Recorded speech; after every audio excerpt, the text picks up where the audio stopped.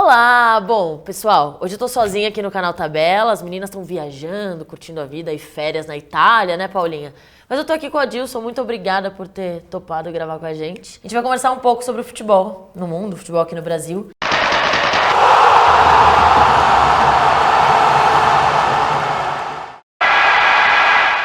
Mas para já começar, eu queria falar sobre a declaração polêmica que você deu, falando sobre acabar com os estaduais. Dá para tirar as 20 datas de estadual, que não vale nada, não leva a lugar nenhum, não joga contra ninguém, fica só por causa da federação, recebe 100 mil reais, aí fica esses campeonatos estaduais, aí fica esses futebol que vocês estão vendo. Lento, preguiçoso. A gente sabe que é sempre difícil, assim, que ele começa de temporada, começa estadual, você corre o risco de ter um jogador machucado, porque são times com níveis bem diferentes. Então, queria que você contasse, pessoal, por que você acha que realmente o estadual tem que acabar. Primeiro, obrigado pelo convite, prazer em falar com vocês. Deixar bem claro que a minha intenção, o meu intuito é que o futebol melhore. Não é simplesmente acabar com os estaduais. Eu gostaria que, por ser um país continental, que nós tivéssemos de 10 de fevereiro a 10 de dezembro, quase que 88 datas, domingo e quarta-feira, tivéssemos 30 clubes na A, 30 na B, 200 na C, 300 na D e mais 150, 200 na E, na F, enfim. E a Confederação Brasileira de Futebol ajudasse e melhorasse e desenvolvesse o futebol. Então nós temos, por ser um país continental, nós teríamos essa condição. Então eu vejo que nós jogamos 23 datas, hoje 21, alguns 19, o Mineiro lá 15, 12 estaduais, que você não tem um ganho de qualidade com o campeonato. Então, o melhor campeonato nosso se afunila, se tiver o mês 8, 9, nós temos em 50 dias 15 jogos, é quase que um turno. Então, vocês perdem em qualidade, em rendimento, espetáculo. Nós deveríamos aproveitar e valorizar o melhor campeonato nosso. Então, a minha intenção foi essa. Nada contra, eu acho que cada um tem que jogar o seu campeonato. Né? E é possível, a Argentina tem um país com 45 milhões de habitantes, tem 30 no campeonato argentino, apertura e clausura. Então nós poderíamos, mas isso cabe aos órgãos responsáveis e à CBF. Eu acho que é o carro-chefe e deveria ter um pouquinho essa consciência, mas infelizmente quem comanda o futebol ainda não pensa nisso. Né? Então a gente vê alguns jogos ruins em função do calendário. E você acha que seria melhor aumentar um pouquinho a pré-temporada? Sim, hoje nós já temos, né, os 30 dias de férias e a gente tem um período de 20 dias de preparação, Sim. Coisa que na minha época de atleta nós não... Mas ainda nem é pouco, as férias, né? Ainda é pouco. O ideal era você ter os seus 30 dias de férias e você ter 40 dias, né, para você iniciar numa condição bem melhor. O jogador demora para voltar, né, pro físico depois do fim do ano. Então precisa de uma preparação adequada. Hoje a gente vê, por exemplo, a Libertadores, enfim, tá chegando ao fim agora. Aconteceram vários casos, o VAR agora, a Conmebol, a CBF sempre parecendo um pouco isenta em relação a tudo, não querendo participar das confusões. Mas o que eu tenho notado e tenho percebido é assim, cada vez mais, ano após ano, os times brasileiros, eles deixam de dar um valor para o campeonato nacional, que em tese é o nosso campeonato mais importante, para dedicar os seus jogadores e seu elenco para a Libertadores, que tem uma organização que, enfim, na minha visão é até criminosa algumas vezes. O que você acha da união dos clubes brasileiros e de talvez olhar para a Libertadores e falar, a gente não precisa mais disputar esse campeonato, o campeonato nacional ele é mais importante e a gente está colocando o nosso elenco B, muitas vezes, para jogar o brasileiro, porque a Libertadores ganha uma proporção que não existe, não precisa ser essa proporção, porque a gente só vai pra lá, só sofre com a arbitragem e usa os nossos melhores jogadores em partidas, porque em tese é um campeonato mais curto, mata-mata, enquanto o brasileiro, que é o nacional, a gente acaba deixando um pouco de lado. Mas a Libertadores ela é importante, leva ao Mundial, tem o título mundial, o teu Palmeiras está bem, né? tá jogando bem, eu torço para um grande amigo que é o Felipe. Palmeiras, Grêmio, o Cruzeiro foi prejudicado, nós temos consciência que muitos clubes foram prejudicados, principalmente contra os argentinos. Sim. E o Boca sempre sendo beneficiado. Eu acho que dá para conciliar. Hoje a Libertadores ela é quase que uma extensão o ano inteiro, isso é importante, né? Jogar as Copas nas quartas-feiras e o brasileiro você joga no final de semana. Alguns clubes já têm elencos fortes, esses que estão disputando têm uma arrecadação melhor, pode ter um elenco melhor. O caso do Palmeiras Sim. está fazendo, o Grêmio também revezando, e Cruzeiro idem. Eu acho que é importante. Agora, eu joguei Supercopa, era um campeonato onde só entrava os campeões da América.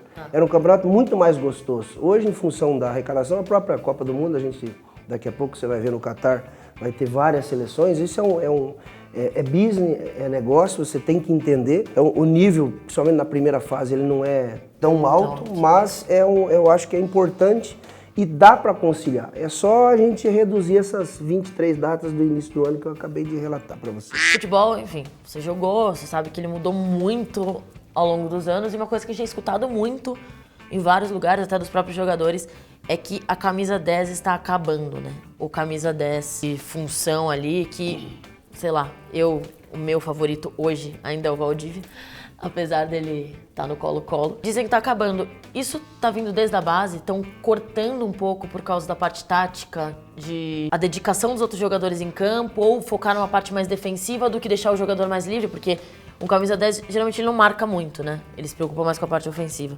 Eu bati um papo com o Djalminha esses dias, ele falou isso. Quando eu jogava, se virem aí pra marcar, né? Eu tô lá jogando lá pra frente. E por ter mudado um pouco esse pensamento de um futebol mais defensivo, a gente tá perdendo esses jogadores desde cedo, desde a formação deles. Você citou dois grandes jogadores, né? O Valdívia e o próprio Djalminha. A intensidade do jogo é outra, concordo contigo. Eu acho que as categorias de bases, eles priorizam o jogador técnico, mas algumas valências são importantes no jogo atual, né? Dinâmica da velocidade, intensidade, recomposição, compactação.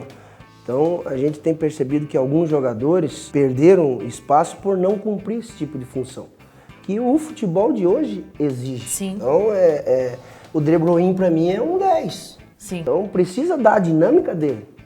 O Davi Silva é um 10. Então, eu quero a mesma intensidade daqueles. Por que nós não podemos fazer?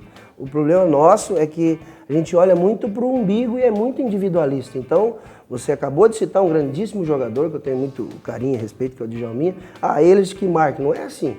Os meus precisam encostar para ajudar e ele precisa recompor também para ter a compactação necessária, né? Então é o futebol de hoje. Dei exemplos de atletas que jogam hoje como um camisa 10 e brilhantes, né? Talvez valha também falar disso para as laterais. A gente não tem encontrado laterais tão dedicados em campo como antigamente, ofensivamente e defensivamente. Sempre que tem um lateral em campo dos dois lados, ou eles são muito bons atacando, ou eles são muito bons defendendo. Eles não fazem os dois papéis muito bem. Mudou um pouquinho também, né? Hoje o ponta esquerda não é tanto driblador como era antigamente. E o lateral hoje, às vezes, você pode usar determinados laterais, ser mais ofensivo. A Copa do Mundo de 70, o Carlos Alberto era mais ofensivo e o Everaldo segurava. O Cafu é um jogador mais defensivo, o Roberto ofensivo. Então, é importante equilibrar. O Jorginho deu isso para nós, o Leandro deu, o Júnior deu. Então, só para citar o Roberto Carlos, para citar alguns exemplos, a gente quer o equilíbrio, um jogador que cumpra bem a linha de 4, exerça uma boa marcação, mas tem uma boa saída, uma boa chegada, um bom fundamento, é isso que a gente quer. Tem uma situação no futebol brasileiro agora que a gente teve uma leva de novos treinadores chegando e assumindo clubes grandes, né, como apostas, e de repente virou uma chave e aparentemente os clubes disseram não deu certo, vamos voltar para os medalhões. E aí que a gente vê em duas situações: o Felipão voltando pro Palmeiras para ser o salvador da pátria do fim do ano, o Roger caindo com um aproveitamento justo para um time. 68%. Bom, né? É bom, não é? É ótimo. 70%? Você demitiria ele? Eu não. Fui contra a demissão dele. E do outro lado, o Cuca chegando no Santos também para salvar uma situação em que, enfim, não funcionou ali com o Jair. Essa questão dos técnicos jovens entrar nos clubes grandes, bater na porta e acabar saindo porque não tá rendendo, é porque os próprios jogadores não aceitam essa nova presença.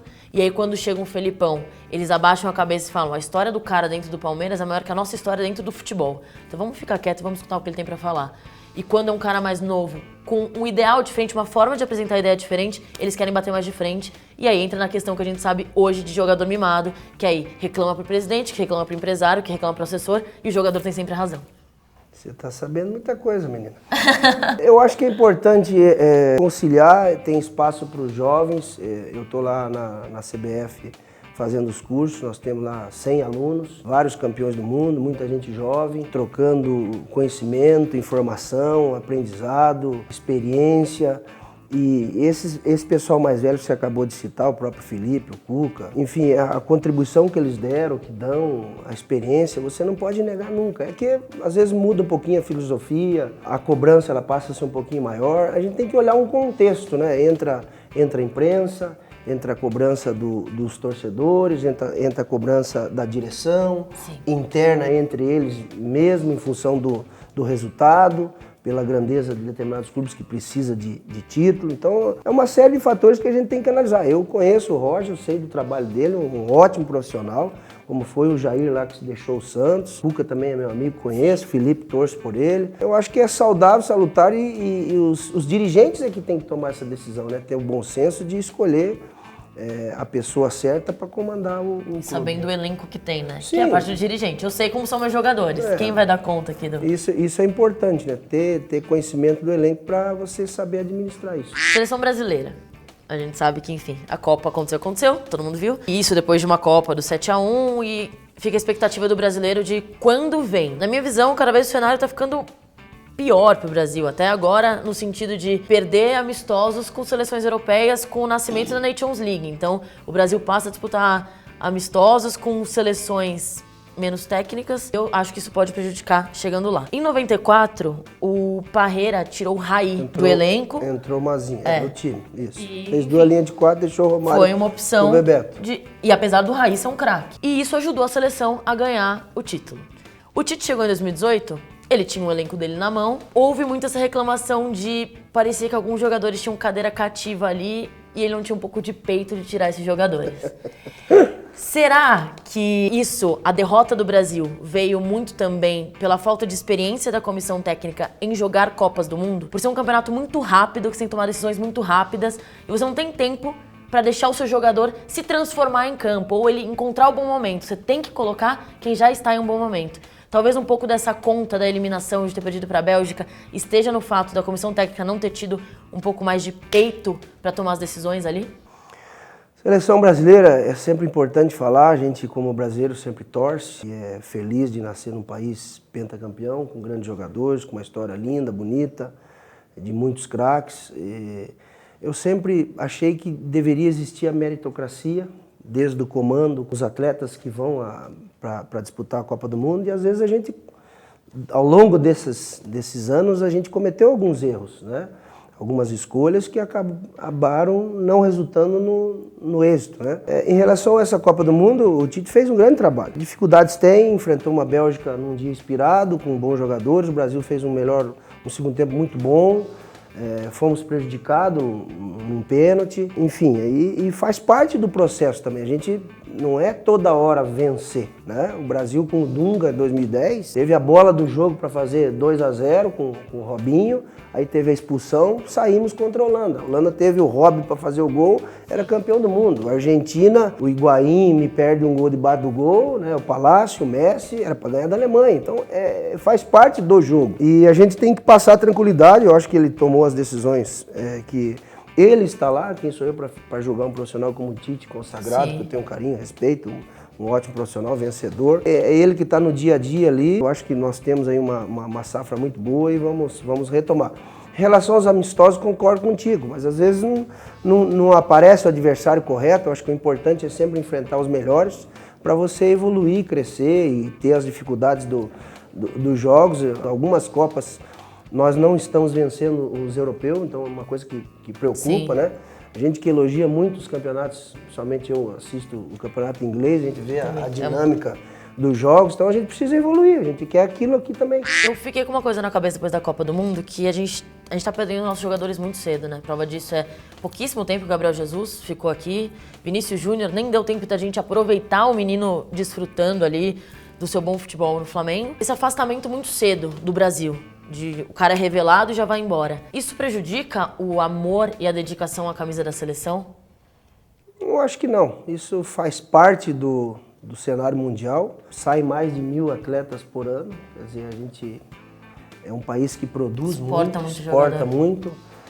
E também desperdiçamos muito e cobramos muito. Às vezes o atleta, vou te dar um exemplo do Kaká. O Kaká, o Vadão foi ver o jogo dos juniores do São Paulo, o Kaká era reserva. O menino machucou, o Kaká entrou, puxaram o Kaká, jogou na Rio São Paulo contra o Botafogo, jogou bem. E foi dar o estirão dele lá no Milan. Sim. Então, com 23 anos. Então, a gente cobra muito, o grau de exigência é muito alto. Os desperdícios, por exemplo, nós não temos uma competição dos juniores, eles jogam 30, 35 partidas por ano, mas em alto nível muito pouco. Vou te dar o América, ele joga contra o Cruzeiro, contra o Atlético, um jogo da Taça BH contra mais um, o Palmeiras, um jogo lá em Porto Alegre, a Taça do Campeonato Brasileiro, e o Sub-23 não dá 10 partidas de excelência para você preparar esses meninos, para que eles venham a crescer. Então, isso é uma outra coisa que a gente precisava estudar para melhorar. Agora, eu acho que o amor não é que... É o mercado, a gente tem que conviver com isso, aí cabe aos clubes segurarem, criar uma regulamentação para que proíba, enfim, e a gente tenha campeonatos melhores para que eles joguem aqui e a gente aprecia eles também. A gente tem hoje um Neymar com 25 anos, né? E ainda, mesmo com todo o talento e genialidade, aparentemente, nessa temporada totalmente distante de chegar perto dos melhores ali do mundo, mas é um jogador que ele fez uma escolha de sair de um elenco brilhante ali do Barcelona e pro PSG. Você como técnico na visão de estilo de jogo, de nível de campeonato, assim, o Neymar ele sai do Barcelona, vai pro PSG.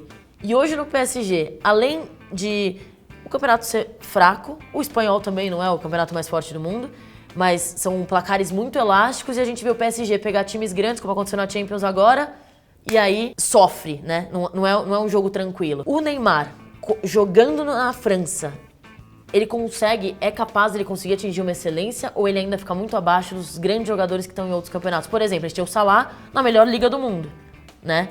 E a gente tem o Firmino destruindo no Liverpool. Jogadores que estão em campeonatos muito disputados. Então parece que ele se escondeu, a atitude dele, ao invés de ele aparecer, que talvez fosse o rei da França, ele acabou se escondendo para o público mesmo.